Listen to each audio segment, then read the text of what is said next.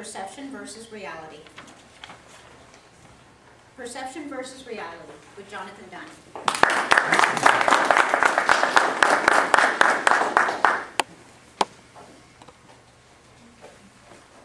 The date was September 9th, 2008. The alarm clock went off just like any other day. And I was having a day that was really incredible. It was amazing. Do-do, do-do, do-do. For those of you who weren't around in the 70s, that is the theme song from Jaws. That is how September 9th, 2008 would end for me. Fun, in the blink of an eye, disaster. As I reached for the front door after a day on the job, do-do, do-do, do-do, the closer my hand got to the doorknob, it sped up, just like in the movie. Do-do-do-do-do-do. You know, I'm a man, so I was hungry, so I had to get inside. And I opened the door despite the music in my head.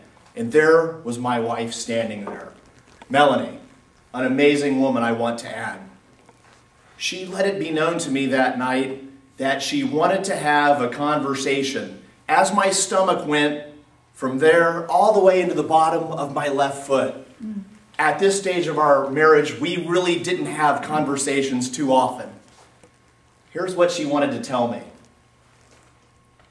John, I'm leaving you, and I'm taking the kids.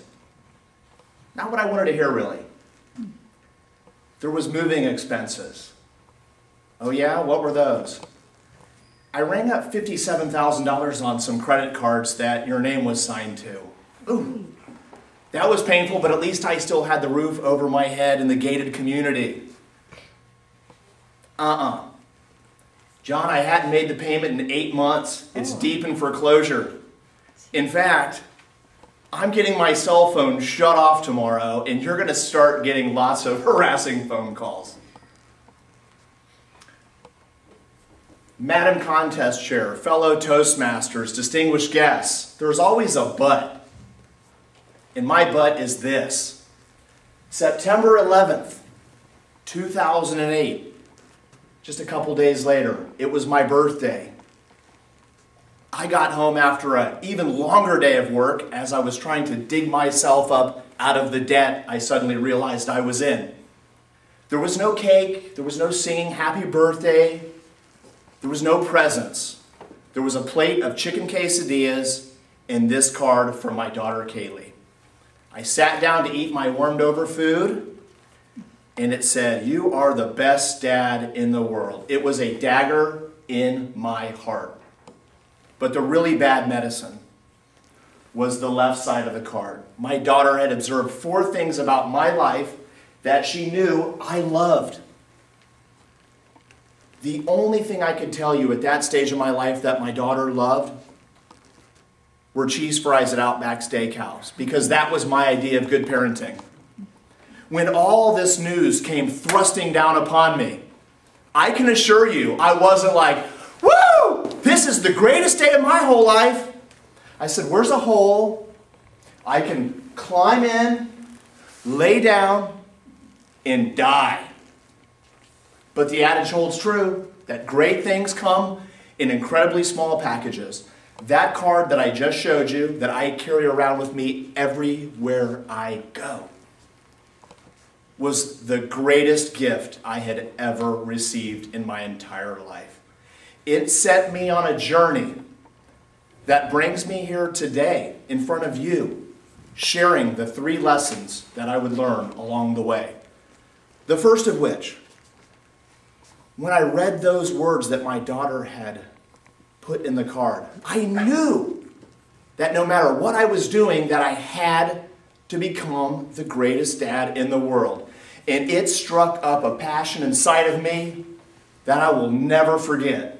And ladies, passion is not 50 Shades of Grey. Passion is being willing to suffer deeply and painfully for the things that you love. That passion led me into alignment with a company that I felt, that I believed, could get me out of that mountain of debt and at the same time, with my passion, lead me to being the greatest dad in the entire world.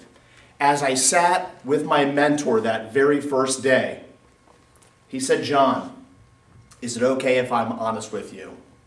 At this stage, it was incredibly okay that he was honest with me. He said, "You lack in humility." And he told me, the root word of humility is humus. That's the rich, dark brown organic soil that is necessary for growth.